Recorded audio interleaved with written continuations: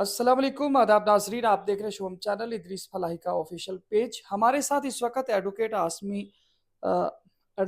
आसिम हाशमी साहब है और आप सबकी जानकारी के लिए बताना चाहूँगा नेशनल कॉन्फ्रेंस से डीडीसी बने हैं और आज तक जो है अभी तक एनसी से जुड़े हैं।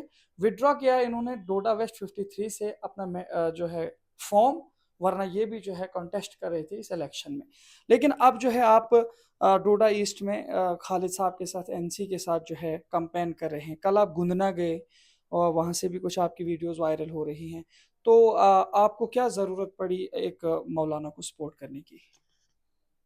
शुक्रिया अदरीस साहब। मैं सबसे पहले बताऊं, किसी को सपोर्ट करने न करने की बात नहीं है। बात होती मनसब की और इंस्टीट्यूशंस की। निज़ाम इंस्टीट्यूशन और मनसब पे चलता है। हम किसी के मनसब को नहीं छेड़ते हैं।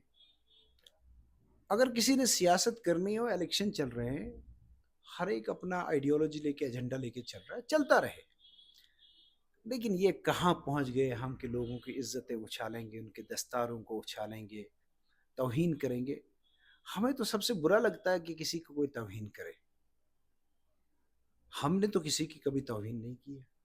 ये क्या फैला रहे हैं हम अपने समाज में? क्या नौजवान को क्या सबक दे रहे हैं? क्या समझ नौजवान को हम बता रहे हैं? नई जनरेशन को क्या सिखा रहे हैं? कि बदतमीजी करना, अपने बड़ों की तौहीन करना, उनकी इज्जत उछालना, है ना, उनको बुरा भला कहना है, ये अच्छाई है? मैं किसी से ज़ाती इख्तलाफ नहीं रखता हूँ। मैंने बारहा कहा कि भारतीय जनता पार्टी जो है, जिसने हमारी रियासत को तबाही के दहाने पे ला के खड़ा कर दिया, बर्बाद कर दिया, उनके भी जो रिप्रेजेंटेटिव्स हैं, उनके साथ भी हमारे ज़ाती इख्तलाफ तो नहीं है, आइडियोलॉजिकल इख्तलाफ है। भाई जो भी बात करना चाहता है दलील से बात करे, सलीके से बात करे, तहजीब से बात करे, तमीज़ से बात करे, अपना पॉइंट ऑफ व्यू कहे। लेकिन आप किसी को गाली दो, आप किसी की इज्जत उछालो, ये तो हमारा वतीरा तो नहीं है, हमारी तहजीब तो नहीं है। कम से कम ये हम जिस तहजीब से ताल्लुक़ रखते हैं, चले जी, हम मान लेते हैं कि ये जो लोग होते हैं, ये जो अपने आप को सबसे अच्छा और सबको बुरा कहते हैं, एक नई जनरेशन क्रिएट कर दी गई है, एक नए लोगों का तबका क्रिएट। वो कहते हैं हम ही अच्छे हैं, बाकी तो सब बुरे हैं, वो भी बुरा, वो भी बुरा, उसने ये किया, उसने ये किया, उसने ये किया। क्या ये कौमों की पनपने की सूरत होती है? मान लो मुझसे किसी को कोई प्रॉब्लम है, तो वो तो दलील से हल होगी ना। या किसी और से प्रॉब्लम है, जी। तो दलील से हल होगी ना। अब मैं किसी अपोजिशन के आदमी की इज्जत उछालूंगा, तो मैं अपनी इज्जत के साथ, असल में एक चीज मैं आपको बताऊंगा, दुनिया का उसूल है, आज से नहीं, जब से दुनिया कायम हुई है, जो आपके पास होता है वही आप दूसरे को देते हैं। अगर इदरीस साहब लोगों के साथ तहजीब और अदब के दायरे में रह के बात करते, अपने मुखालफों और दुश्मनों से भी, तो इसके मतलब है कि आपको अल्लाह ताला ने तहजीब अता की है, आपको बाइखलाक पैदा किया है। और अगर आप लोगों के साथ बदतमीजी करना फ़ख्र समझते हो, बदतहजीबी करना फ़ख्र समझते, जो भी होगा, मैं किसी के बारे में बात नहीं कर रहा हूँ। पता नहीं लोग कैसे समझ लेते मैंने किसी के बारे में बात कर ली। मैं तो किसी के बारे में किसी नाम ही नहीं ले रहा हूँ। खुद ही लोग कह रहे हैं, अगर अगर कोई आदमी का सपोर्टर ये कह रहा हो कि आप जो है फलानी का नाम ले रहे हो, इसका मतलब वो बदतमीज है। मैंने तो नाम ही नहीं लिया ना किसी का। तो कहने मतलब ये है कि अगर तहजीब के दायरे में मुझसे भी इख्तलाफ करो, हमारे अंदर भी कमियां होंगी, दूसरों के अंदर भी कमियां होंगी, तो बेहतर। लेकिन हम अपनी नस्ल को, अपने आने वाली नस्लों को बातमीज देखना चाहते हैं, बाअदब चलिए, देखना आप चाहते हैं, ये समझते बासलीका हैं देखना कि चाहते अदब में कुछ कमियां आ रही हैं। हैं। तहजीब ही फैल गई है ना। एक तो फसाद की जो जड़ बन गया है, ये बन गया है, ये जो इंटरनेट और मोबाइल नेटवर्किंग सिस्टम है, यहाँ कोई भी बैठ के कुछ भी कहता फिरता है। ठीक है। अब मुझे एक चीज बताइए, आप बतौर मुसलमान, पॉलिटिक्स का हिस्सा नहीं, छोड़ दीजिए पॉलिटिक्स को एक मिनट, वोट पॉलिटिक्स को एक मिनट साइड कर दीजिए। ये तो वोट पॉलिटिक्स 8-10 दिन का खेल है, और उसके बाद सारे ठंडे पड़े होंगे। जिनको नशा है आंखों में, वो भी ठंडे पड़े होंगे। उनको अपनी कदर और औकात भी पता चलेगी। ये नशा होता है ना, नशा पानी का बुलबुला। 7-8 दिन और 18 के बाद देखेंगे कि हर एक आदमी ठंडा हो जाएगा। लेकिन ये 18 से पहले का जो अरसा है, कम से कम तहजीब के दायरे में आप रहिए। मैं आपको बताता हूँ, सियासत बाहर निकल निकल के।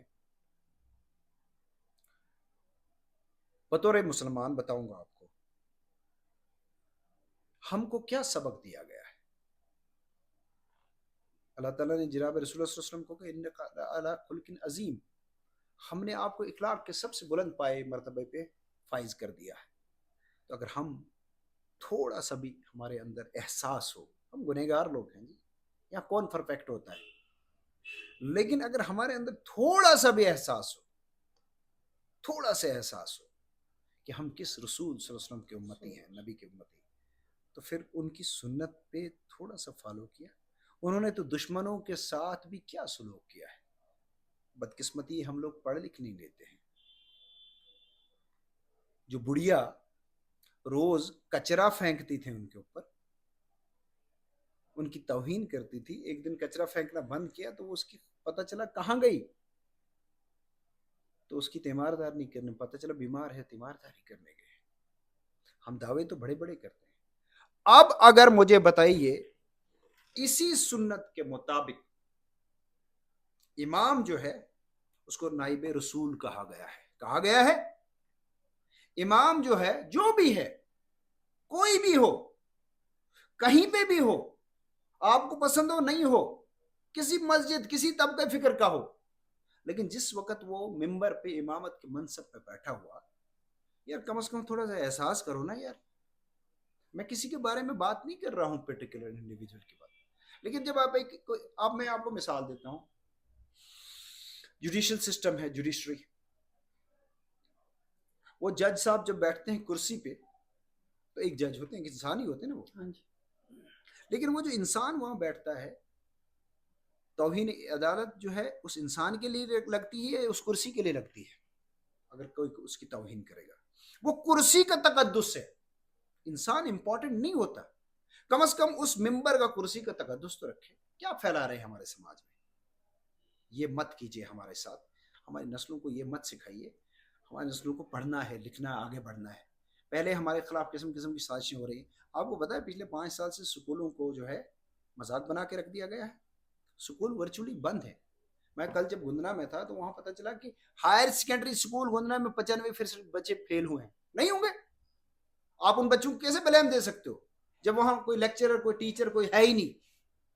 तो ये जो हमारी सोसाइटी में फसाद फैलाने की कोशिश करेगा, जो भी, अगर कोई हमारा अपना भी कोई करेगा, हम उसका भी गिरबान पकड़ेंगे। भाई ये जुबान हम बर्दाश्त नहीं करेंगे, और कभी हमारी जुबान से आप किसी के लिए बदकलामी, बदतहजीबी, तो जरूर आके हमको पकड़िएगा। हम ये तब बात कर रहे हैं कि जब हम किसी के, दूसरी बात, सियासी इख्तलाफ कीजिए मगर हवा में बातें मत कीजिए। बस ये मेरा कहना है। आप मुझे ये बताइए, आपने जब फॉर्म विड्रॉ किया, आप अब खालिद साहब के साथ चल रहे हैं कैंपेन पे, नेशनल कॉन्फ्रेंस ये कैंपेन कर रहे हैं, तो जो सिनेरियो, जो सिचुएशंस हैं अभी की, कुछ लोग तो ये भी कह रहे हैं कि नेशनल कॉन्फ्रेंस जो है कैंपेनिंग में लोगों के घरों पे जाके कहती हैं कि या तो वोट हमें कीजिए या बीजेपी को कीजिए। तो बीजेपी और एनसी का कोई गठबंधन है, जबकि एनसी कांग्रेस का बताया जा रहा है। जो लोग ऐसी बातें करते हैं वो तो मतलब देखे ना, उनको अफसोस होना चाहिए अपनी बात और कलाम पे। आपको एक चीज बताऊं क्यों कहेगा भाई, यहाँ पे इस वक्त जो आपके सामने पोजीशन है, आप भी देख रहे हैं, आप जर्नलिस्ट हैं, इस वक्त तो एनसी का टेम्पो काफी हाई है। इस वक्त मेरे हिसाब से नंबर 1 चल रही है, जो मैं देख रहा हूँ हर तरफ। तो क्या ऐसा कोई मुमकिन है नंबर 1?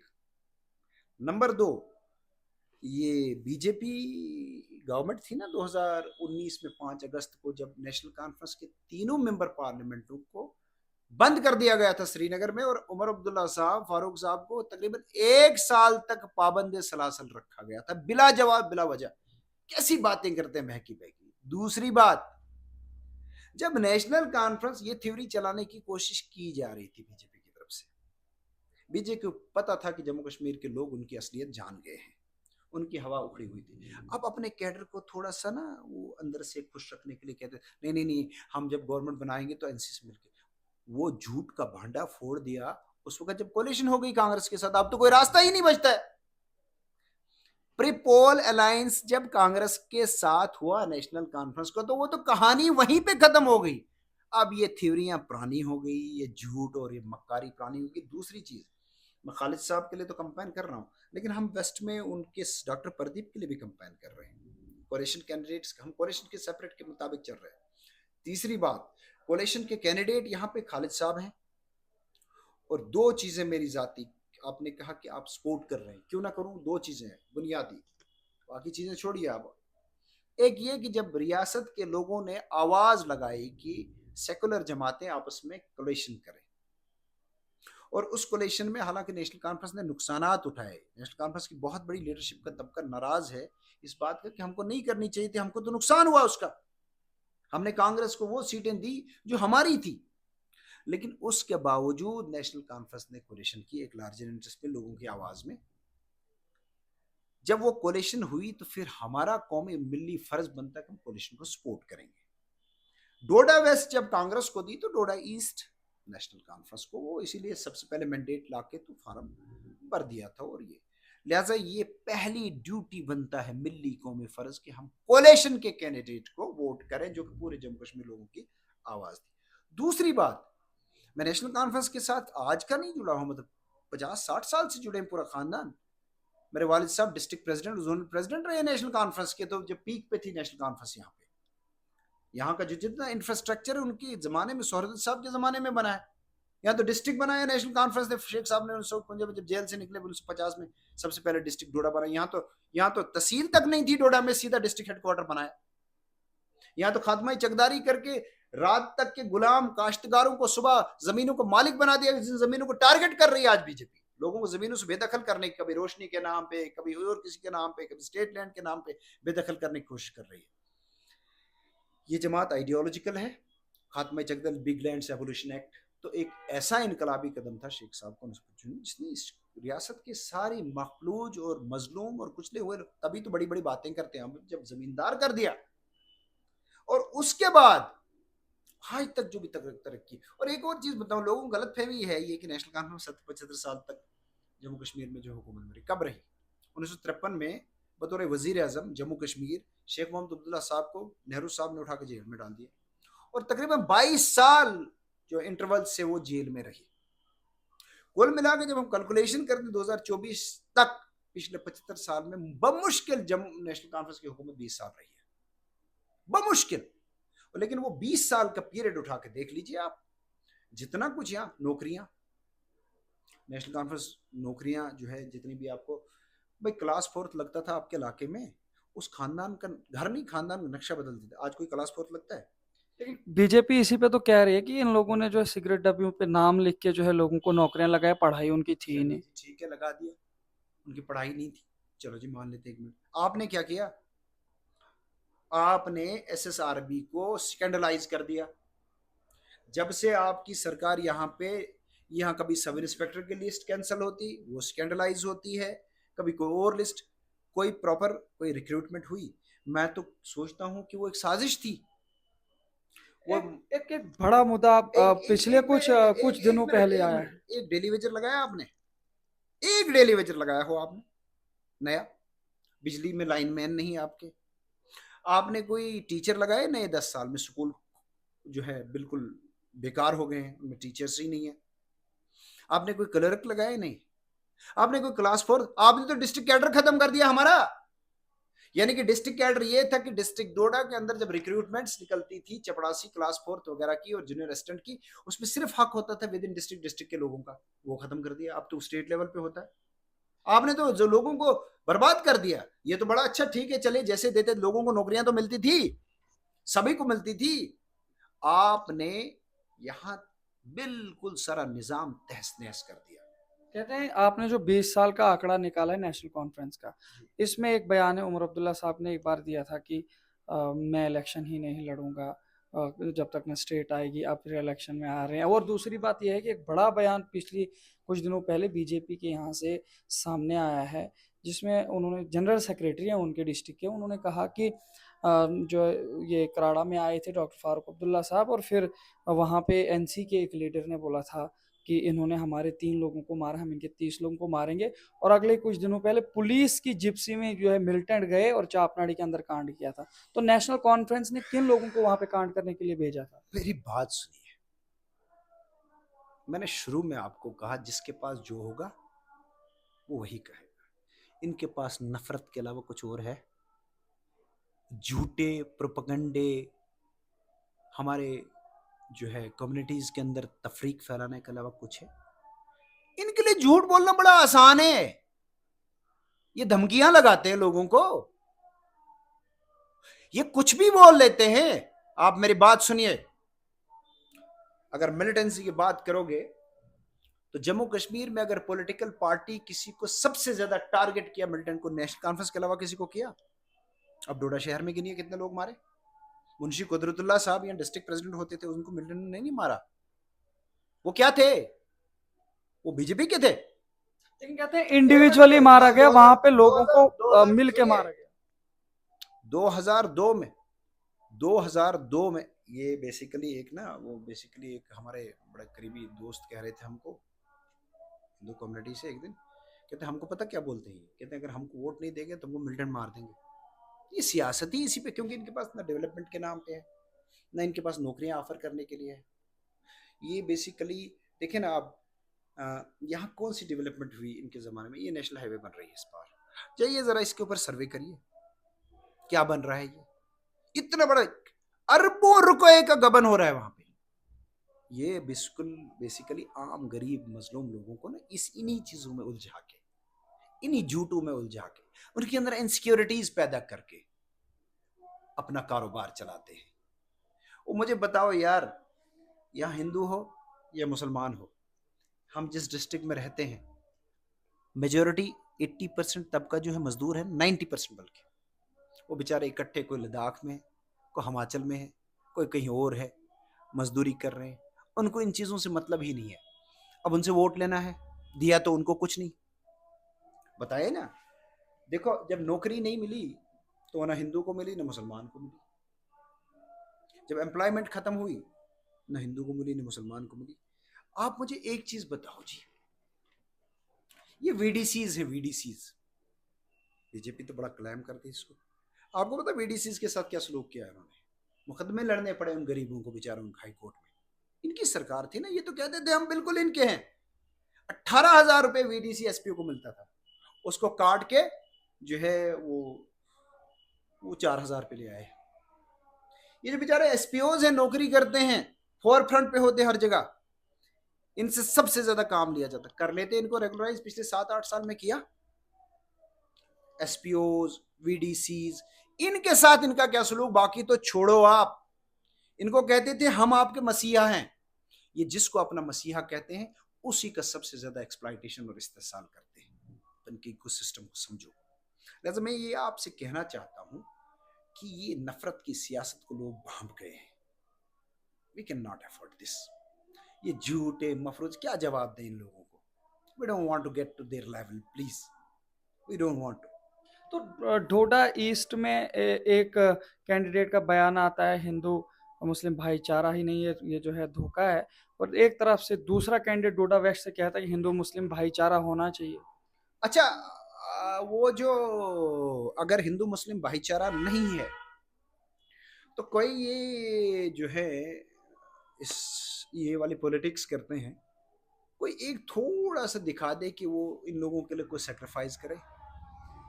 भाई एक चीज बताइए मुझे अदीस साहब, वो जो डॉक्टर प्रदीप साहब वहां से लड़ रहे हैं वेस्ट से, वो हिंदू हैं मुसलमान हैं?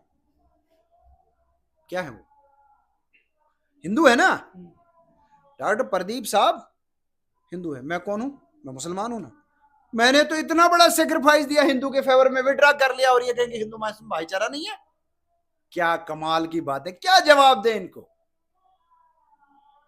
Any sensible person will have a basic prudence, थोड़ी सी बेसिक जो होती है ना समझ, उसके लिए तो काफी है ये जवाब कि एक मुसलमान ने एक हिंदू के फेवर में विड्रॉ किया। कि हिंदू सिर्फ जो है बीजेपी में होते हैं, बाकी जमातों में नहीं होता। अभी जो सिलेक्शन हुआ पार्लियामेंट का, उसमें तो हिंदुओं ने ही डिफीट किया ना बीजेपी को, मुसलमानों ने किया। वो हिंदू नहीं है भाई। बात सुनिए, डॉक्टर प्रदीप साहब हिंदू हैं, पता नहीं उनके पास कोई और सर्टिफिकेशन होगी, उनके पास, उनके लिए भी तो हिंदू हैं। तो आसिम हाशमी ने उनके फेवर में जो है विड्रा किया। इससे बड़ी भाईचारे की मिसाल क्या मिल सकती? कौन करता है विड्रा फार्म? छोड़ते हैं लोग? जरा दिखाओ एक आध को मान जाए आपका, छोड़ेगा? भाई इतना बड़ा सेक्रीफाइस दिया, not in favour of any Muslim but in favour of a Hindu candidate. What else do you need to see the things? मैंने आपको कहा कि they are not our masters, हम उनके लेवल पे नहीं जाना चाहते। चलिए, आप मुझे एक आखिरी सवाल, आपसे एक पर्सनल सवाल करना है। आप डीडीसी बने, कुछ अक्सरियत लोग जो है ठीक है कहते हैं कि जी आसिम हाशमी बने डीडीसी तो जो उनके टेन्योर में काम हुए अच्छे हुए। काफ़ी सारे लोग कमेंट सेक्शन में आपकी कल की वीडियो में आए, वो कहते हैं जी ये उसके बाद दिखे ही नहीं, तो क्या सच्चाई है? बेसिकली कहते हैं, वो अंग्रेजी में कहते हैं इग्नोरेंस इज ब्लिस। वो बेसिकली कुछ लोग ऐसे भी होते हैं ना, उनको आप कुछ भी कर दो, उन्होंने जो बोलना है बोलना है, ठीक है ना? तबीयतन नाशुक्रे होते हैं और उनके अंदर और कोई चीज़ें खन्नास होती है अंदर से ना। बेसिकली जहाँ से मैंने फिर रिपीट करूँ बात शुरू की, एक एक तबका होता है, एक तबका होता है सोसाइटी में। मैंने सोशियोलॉजी भी पढ़ी है, ऐसे सोशल क्रिमिनोलॉजी पढ़ी है, उसमें बड़े बड़ी थ्योरीज हैं। उसमें एक गालिबन बेंथम एक सोशियोलॉजिस्ट था, उसने कहा कि सोसाइटी में दो किस्म के लोग होते हैं, एक प्लेजरिस्टिक होते हैं और एक सैडिस्ट होते हैं। ये प्लेजरिस्टिक होते हैं, ये किसी का अच्छा काम देखे या किसी की तरक्की देख के खुश हो जाते हैं अंदर से, they feel good and happy. यार उसने, इदरीस ने कोई तरक्की कर ली, यार ये अश्वनी बैठा है यहाँ पे, इसने कोई तरक्की कर ली, ठीक है ना? दे फील वेरी हैप्पी, उनको दूसरे की खुशी में अपनी खुशी लगती। लेकिन ये तबका कम होता है और बड़ा नेक तबका होता है तबीयतन, स्पिरिट उनकी। एक तबका वो होता है जो किसी इज्जतदार की इज्जत उछालने में बड़ी खुशी महसूस करता है, उसको सैडिस्ट कहते हैं। उन्हें इससे कोई मसला नहीं होता है, कहता यार ये आदमी इज्जतदार है, क्यों इज्जतदार है, अगर मैं बेइज्जत हूं तो इसको भी बेइज्जत कर दूं। अब बात समझ रहे? हाँ, तो इसको भी बेइज्जत कर दूं। तो बेसिकली उनके अंदर कुछ और चल रहा है। अगर वो आंखें बंद करके सोचे ना, वो कह क्या रहे हैं, कर क्या रहे हैं। जहां तक रही बात काम करने की, अब मैं, अच्छा नहीं लगता कहना और काम गिनना, वो दैट्स अवर ड्यूटी जो करते हैं। लोगों ने फेथ किया है, जो हमारी कैपेसिटी और स्ट्रेंथ में है, तो इसलिए मैं गिनता नहीं। मुझे एक एक दिन एक आदमी ने कहा सर आपने बहुत काम किया, आप क्यों नहीं इसको एडवर्टाइज कर? मैंने कहा यार मुझे अच्छा नहीं लगता है एडवर्टाइजमेंट करना, work should speak for itself. आपको एक चीज बताऊं, कॉन्स्टिट्यूंसी तो दूर की बात है, with the grace of almighty constituency बाहर हमने बहुत काम किया। मैं चैलेंज करके कहता हूं, जो लोग एमएलए वगैरह रहे, मिनिस्टर आए, अपने सीडीएफ का हिसाब दें, मैं अपने सीडीएफ का हिसाब दूंगा। अब अच्छा नहीं लगेगा फिर कहना, जितनी मेरी कॉन्स्टिट्यूंसी है, पहली फुर्सत में तो अब रिपीट अच्छा नहीं लगा, एम्बुलेंसेज ली हमने। हमारी कॉन्स्टिट्यूंसी में बहुत बुरा हाल है, जो इलेक्ट्रिक वायरिंग और स्ट्रक्चर का, जहां जहां तक हो सका नए पोल दिए। एक एक गांव में 3-3 ट्रांसफार्मर लगे। हमसे पहले यहाँ पावरफुल लोग रहे, दिखाए ना क्या किया। तभी बारी आई नहीं मेरी कुछ करने की, जब उन्होंने कुछ नहीं किया था। आज तक टूरिज्म का यहाँ डोडा में कभी पैसा नहीं लगा, लगा है कहीं बताइए टूरिज्म डिपार्टमेंट का? अभी तक 3-3.5 करोड़ रुपया रही पे खर्च हो गया टूरिज्म के पार्क। स्कूल्स की बिल्डिंगों पे 2-2 करोड़ रुपए खर्च हुए। मैं कौन होता करने वाला, मेरा रब है, हम थोड़ी दावा करेंगे, इसीलिए मैं कभी नहीं कहता हूँ, उसी का कर्म है। हालांकि इस दौर में हमें कोई उम्मीद ही नहीं थी, और डीडीसी इतना कौन सा तूफान था, मिनिस्टर थे हम, एमएलए थे, सारा सारा निजाम तो उनके पास था, जो पता नहीं कहां कहां से आके बैठे हुए हुकूमत कर रहे हैं। उसके बावजूद रोडें गिनू गिनू, हाँ बताइए। जो जो मुझे याद आएंगे। मेरी कॉन्स्टिट्यूशन में शेवाडल से खनकूट तक 18.5 करोड़ का अपग्रेडेशन का टेंडर पीएमजीएसवाई में चल रहा है, दौड़ धूप करके करवाया। उसका काम 70% हो चुका, ब्लैक टॉपिंग वगैरह बाकी है, ये एक। लेकिन जब ये चल रहा था तो मैं दौड़ रहा था, और साथ में आप, हालांकि मेरी कॉन्स्टिट्यूंसी बाहर पड़ रहा है, मैं कभी नहीं कहता, लेकिन आप मजबूर कर रहे हैं लोग कहने के लिए। आपका जो भरत रोड है, from Panda to Bharat upgradation उसी के साथ करवाया, मेरी कॉन्स्टिट्यूंसी नहीं थी, ठीक है जनाब। पुनियाला के लोगों की बड़ी देरीना डिमांड रही है, बड़ा रिमोट इलाका है कि हमको रोड नहीं। अल्लाह के फजल से अप्रूवल में है और उम्मीद है कि 2-3 महीने में काम शुरू हो जाएगा। ठीक है जनाब। 10 डीपीआर पड़ी हुई है। माला टू बखना, माठोड़ी गांव की डीपीआर सेक्रेटरेट में पड़ी हुई है। डोनली गरट टू मड़वाना, डोनली टू बनशला, आपकी लुडना टू बाशी, अब मुझे याद नहीं आएगी सर, खनकोट अपर सर्कल, ये पड़ी हुई है। लेकिन डिस्ट्रिक्ट सेक्टर में इस साल भी मैं पिछले साल उगल हर्षी रोड बनाई वहीं पे। डिस्ट्रिक्ट सेक्टर में इस साल भी हमारी रोड से अप्रूव हुई। सबसे इम्पोर्टेंट रोड थी उस साइड, माला साइड में एक शिवा डल से कनेक्ट करना है गुलमना एरिया को और पूरा इलाका कनेक्ट हो जाए, वो अप्रूव्ड है। ऊपर अप्रूव्ड है वहाँ से। अच्छा, हमारा एक इलाका पड़ता है, कई कई हमारे पैसे जमीन न मिलने की वजह से लैप्स हुए। हमारा जो अपना ऊपर मलवाना में एरिया पड़ता है, गांव अपना बतल और लोनपुरा, वहां पे पिछले साल अप्रूव था, लोगों ने जमीन नहीं दी, रह गया। अच्छा, आपका गढ़त रोड पे सेरी परशोला टू अलाईपुरा कनेक्टिविटी, वो उसमें टेंडर हो चुका है। छरोत रोड अभी तक बन रही है, कोशिश कर रहे हैं, अब उसमें हालत अभी खराब है, उसका भी टेंडर अपग्रेडेशन का हुआ है। आपका जनाब अप्रूव्ड है रोड इस वक्त, एक कनेक्ट करेगा गुंदना को मासरी के साथ, उसमें कोई डिस्प्यूट है ज़मीन का, वो भी मुझे याद ही नहीं आ रही हैं चीज़ें। आपके इलाके में और क्या कर सकते थे जनाब? चलिए अब मिनिस्टर थे। अब और ये मैं फिर रिपीट करूंगा, अच्छा, जहां जहां तक हो सके सोलर पैनल्स लोगों को दिए, ठीक है, छोटी छोटी चीज़ें, बाकी मैं वो तो गिनूंगा ही नहीं, छोटी कितनी, वो जो है ना, वो क्या कहते हैं उसको, CSC कम्युनिटी सैनिटरी कॉम्प्लेक्स, मैं हम 100 के करीब हमारे साथ से हुए होंगे, और उसमें हमने इंश्योर करने की कोशिश की, एक तबका मुखालिफ तो होगा हमारा, मेरा एक तबका मुखालिफ जरूर होगा, वो तबका जिन्होंने गाँव के ठेके ले रखे थे और सारा कुछ उनकी तरफ जाता था। लेकिन हमने कोशिश की थी जहाँ किसी गरीब को, किसी नेग्लेक्टेड एरिया को, जैसे मेरे इलाके में जो है ST पॉपुलेशन काफ़ी रहती है, उसको कभी किसी ने पूछा ही नहीं, हमने कोशिश की है। अच्छा, शूला गांव है वहाँ ना एक खनकूट में, वहाँ रास्ता ही नहीं चलने का, इस साल थोड़ा सा अप्रूव हुआ है 8-10 लाख रुपया, उसमें कुछ ना कुछ बनेगा उसका।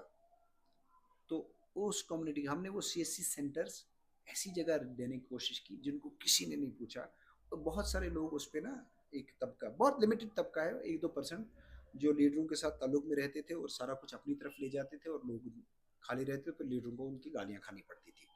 तो वो मैंने थोड़ा सा किया है, वो तबका करेगा, शोर करता रहे, doesn't matter, it doesn't matter, उन्हें जितना चिल्लाना है चिल्लाएं, लेकिन हम आम लोग तक पहुँचने की कोशिश करेंगे। मैं एक लास्ट बात कहना चाहूँगा कि हम इंसान हैं। मैं लोगों से ये कहूँगा कि अगर कोई आदमी जो लगता है कि हमसे कोई मतलब कोई काम हो तो हमारे पास आए, हम कोशिश करेंगे, लेकिन कोई ये कहेगा कि नहीं आपने वो नहीं किया। दूसरी चीज़, डिस्पाइट बीइंग मैं वकील हूँ पेशे से, बहुत बिजी रहता हूँ, मैक्सिमम घूमा हूँ अपने इलाकों में, एक एक गांव में पिछले 3 साल में 7-7, 8-8 बार गया हूँ, गिन के दूंगा उंगलियों में, और क्या करना चाहिए। ये उदयनपुर इलाका और ये मेरी तो कॉन्स्टिट्यूंसी, वहाँ भी घूमता रहता हूँ, गांव में चलते मज़ा आता है, गांव में, गांव के लोग बड़े प्यारे और अच्छे होते हैं, हम भी खुद गांव के हैं, हमको पता कितना मज़ा आता है। लिहाजा ये छोटी मोटी बातें जो है लोग करते रहते हैं, डजेंट मैटर। लेकिन फिर आखिर पे पैगाम मेरा यही है, इस वक्त जो इलेक्शन हो रहे हैं, आखिरी बात जो मैं कहूँगा कि जब हमने कोलिशन के ऊपर इत्तेफाक किया है, वरना हम भी इलेक्शन लड़ रहे होते, लेकिन क्या एक बार जब हमने कोलिशन के ऊपर इत्तेफाक किया है तो कोलिशन के कैंडिडेट्स को वोट देना तमाम सेकुलर फोर्सेस हिंदू मुस्लिम का फर्ज नहीं है। जो इस रियासत के साथ जो सलूक हुआ है 5 अगस्त 2019 को, उसकी रेस्टोरेशन का वाहिद रास्ता है, उसको खत्म करने के लिए बड़ी साजिश। अच्छा, मैं आपको एक और बात याद आई, आपने पूछा नहीं, इंजीनियर रशीद साहब हैं, उनको पार्लियामेंट का इलेक्शन लड़वाया गया। देखो, साजिश सारी नेशनल कॉन्फ्रेंस के खिलाफ है, मैं इसलिए भी खड़ा हूं, अगर सारे टारगेट NC को कर रहे हैं तो इसका मतलब we are somewhere right. Engineer Rashid साहब को पार्लियामेंट इलेक्शन लड़वाया गया, उसके बाद बाहर नहीं निकलने दिया, MP भी बने, बाहर निकलने दिया गया, असेंबली इलेक्शन आ रहे हैं, जिस केस में वो बंद हैं यूएपीए के ऑफेंसेस में, हम वकील हैं, हम डील करते हैं इन केसेस को। मामूली मामूली एलिगेशंस पे 7-7, 8-8 सालों से लोग जेलों में सड़ रहे हैं। इंजीनियर रशीद साहब के लिए स्पेशल बीएल का प्रोग्राम हुआ कल, और वो बेल पे बाहर आ गए। क्यों जी? वो एनसी को डेंट करेंगे। वो ताकतें जो कल तक इलेक्शन को बाइकाट कर रही थी, वो भी लड़ रही। क्यों जी? एनसी को तोड़ना है। लिहाजा इस सूरत हाल में बीजेपी के साथ तो वो लोग मिले हुए हैं जो कश्मीर के वोट को, मैंडेट को फ्रैक्चर करना चाहते हैं। लिहाजा इस सूरत हाल में आप खुद देख रहे हैं ना, लोग को बेवकूफ तो है नहीं, लोग बेवकूफ लगते हैं। इस सूरत हाल में क्या यह लाजिम नहीं है कि कोलिशन जब हुआ है और एनसी को टारगेट किया जा रहा है तो हम एनसी को सपोर्ट करेंगे, और कोई वजह, हमें किसी से कोई जाती इख्तलाफ नहीं है, किसी कैंडिडेट से कोई प्रॉब्लम नहीं है, लेकिन मेरिट में भी कैंडिडेट बेटर है हर लिहाज से। देखें, अभी जब हमने नॉमिनेशन फॉर्म भरा था ना सबने, तो उसमें एक कॉलम होता है, उस कॉलम में आपने देना होता है डिटेल, आपके एसेट्स कितने हैं, जायदाद कितनी है। आपको पता है सबसे कम कितनी है, किसकी आई? पता है आपको? X home minister, MLA and MLC Khalid साहब की सबसे कम आई। फिर और से ज़्यादा, इससे ज़्यादा क्या जस्टिफिकेशन चाहिए आपको उनको वोट करने की? लिहाजा मेरी गुजारिश लोगों को कि किसी बहकावे में, किसी जोश में, किसी उसमें आके ना, यकजा होकर कोलिशन कैंडिडेट खालिद साहब को वोट दे दीजिए। 18 तारीख को कामयाब कीजिए। Thank you very much. चलिए, तो नाज़रीन, आपने देखा हमारे साथ एडवोकेट आसिम हाशमी साहब थे। डिटेल्ड गुफ्तगू हुई। आपका क्या कुछ कहना आप भी तबसरे में बता सकते हैं। देखते रहे अपने मेज़बान इदरीस फलाई को दीजिए इजाज़त। मज़ीद पेशकश करेंगे, तब तक के लिए अल्लाह हाफिज़।